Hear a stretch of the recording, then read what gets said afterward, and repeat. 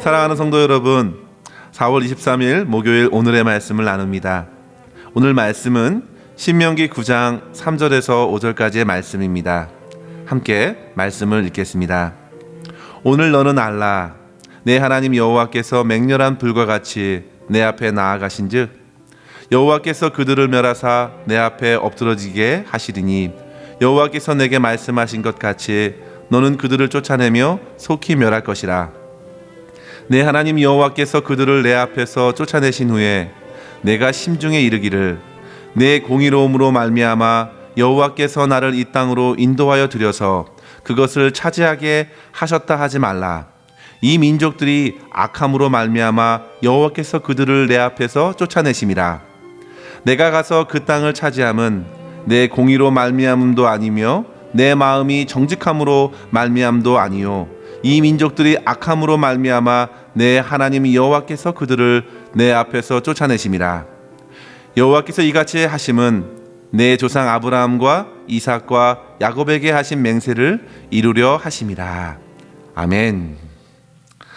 하나님께서는 계속해서 신명기 말씀을 통해서 이스라엘 백성들에게 가나안 땅에서 어떻게 살아갈 것인가를 말씀해 주십니다. 가나안 땅은 축복의 땅이고 아름다운 땅입니다.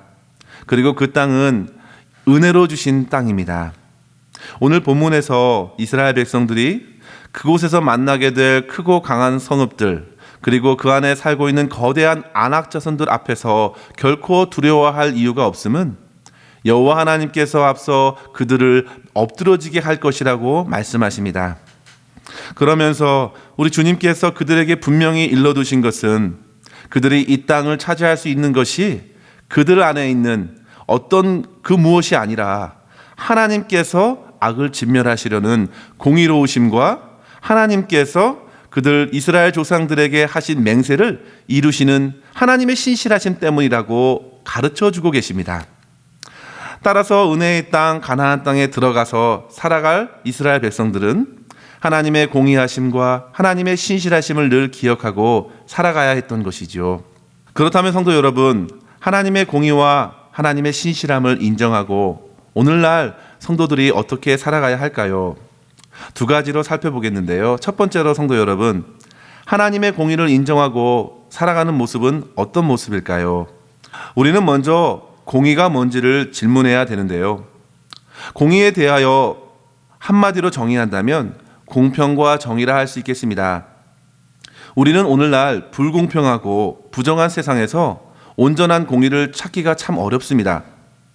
그러나 하나님께서 이 세상을 다스리시는 모습을 보면서 우리는 성경 속에서 일하시고 역사하시는 그 하나님을 보면서 하나님의 공의를 발견할 수 있습니다.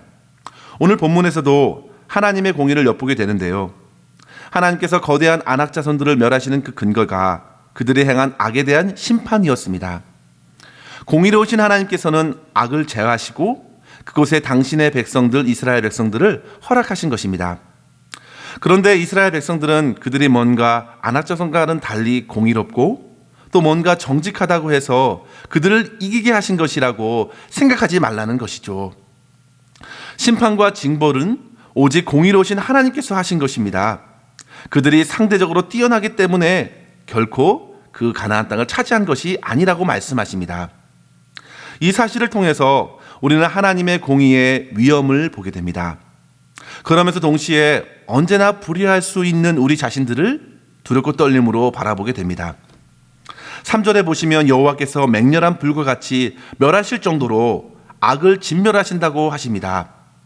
이 하나님의 공의는 마찬가지로 우리에게도 적용됩니다. 이스라엘 백성들의 악에서도 분명히 하나님께서는 맹렬한 불로 대하실 것입니다. 이전에 호렙산 밑에서도 그런 노하심을 보았던 이스라엘 백성들은 가나안에서도 악에 대한 하나님의 심판은 여전히 경계하여야 했던 것이죠. 성도 여러분, 그러나 이 말씀을 오늘 우리 삶에서 적용할 때 어떻게 적용할 수 있을까? 저와 여러분의 삶에서 벌어지는 죄악에 대한 하나님의 진노 또한 결코 약하지 않다는 사실을 생각해야 합니다. 그런데 여러분, 그러나 저와 여러분에게 쏟아지는 진노를 우리 주 예수님께서 십자가에서 다 받아내신 것입니다. 그래서 우리는 오늘을 살아가되 은혜로서 살아가는 백성이 된 것이죠. 복음성가 찬양 가사처럼 은혜 아니면 살아갈 수가 없는 것입니다. 따라서 우리 모두는 하나님의 공의 앞에서 어떻게 살아가야 할까?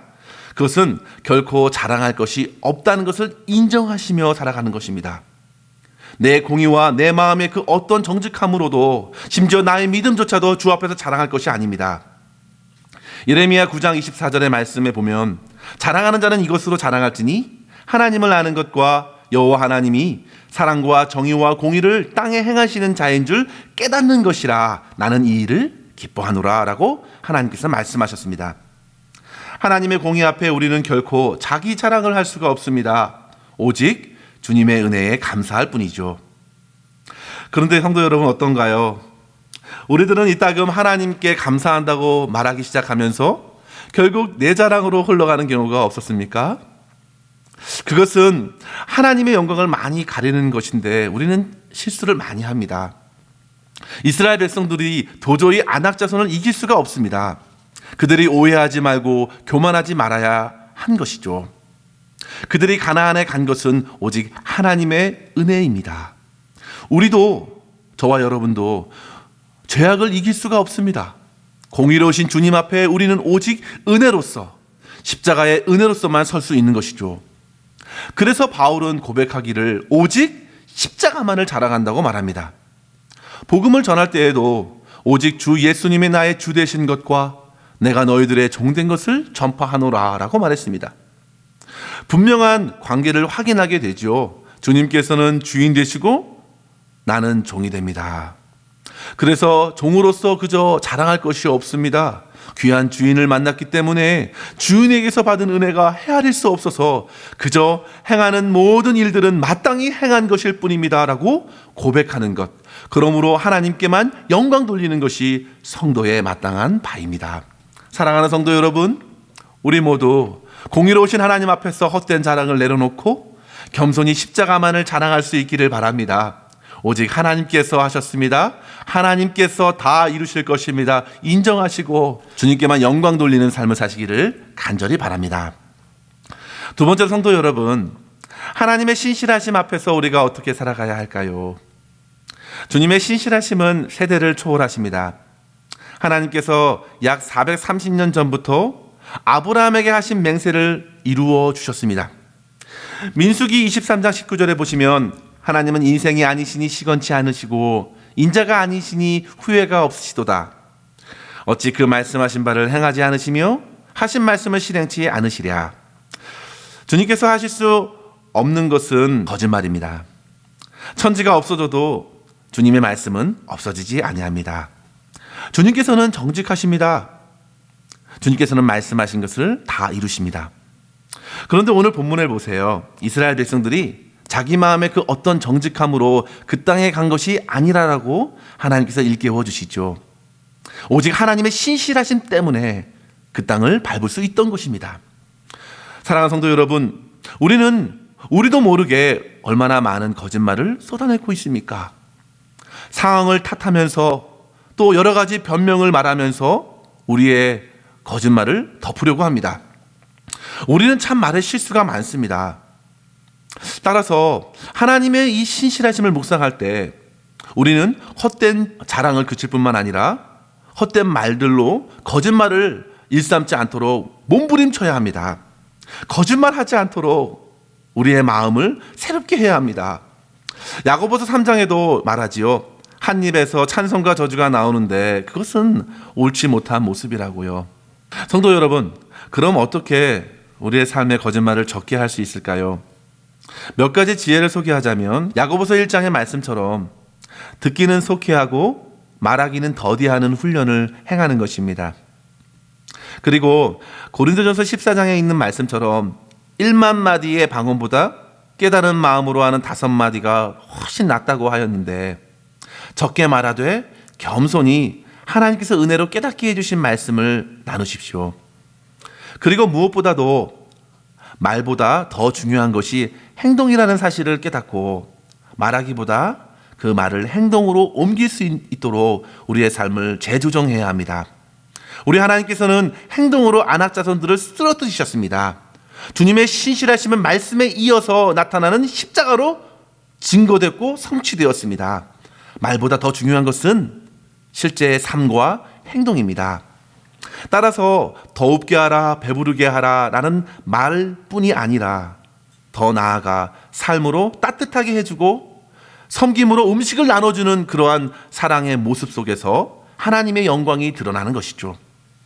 우리 주님께서 신실하시기 때문에 우리는 신실하신 주님만을 믿고 동시에 자기 안에 있는 어떠한 자랑과 의를 내세울 것이 아니라 겸손히 주님을 믿는 자로서 주님의 말씀을 실천할 수 있는 그러한 삶을 살아가야 되겠습니다. 성도 여러분, 우리는 오늘 은혜로 살아갑니다. 아무리 코로나가 어려움을 많이 가져다 주어도 우리에게 베풀어 주신 은혜를 생각하고 불평보다 감사가 더 많아졌으면 좋겠습니다. 오직 십자가의 은혜로 살기 때문에 그 어떠한 어려움에도 그 은혜와 사랑을 풍성히 나누고 신실하신 주님만을 더욱 의지하여 주님을 기쁘시게 하는 삶을 오늘도 살아갈 수 있기를 간절히 소망합니다. 기도하겠습니다. 신실하신 주님, 오늘을 살게 하신 것 크나큰 은혜인데 주님의 은혜도 모르고 감사보다는 불평과 원망이 더 많았었음을 고백합니다. 주님 용서하여 주옵소서. 오늘도 주님께서 베풀어 주신 은혜를 따라서 살아가게 하시고 헛된 자랑과 거짓말을 내려놓고 오직 십자가 주님만을 자랑하게 하시며 겸손히 주님과 함께 주님의 사랑을 실천하는 삶을 살아갈 수 있도록 인도하여 주옵소서. 오늘도 주님만을 간절히 의지하옵고 우리 구주 예수님의 이름으로 간절히 기도하옵나이다. 아멘. 성도 여러분, 오늘도 주 안에서 힘내시고 승리하시기를 바랍니다.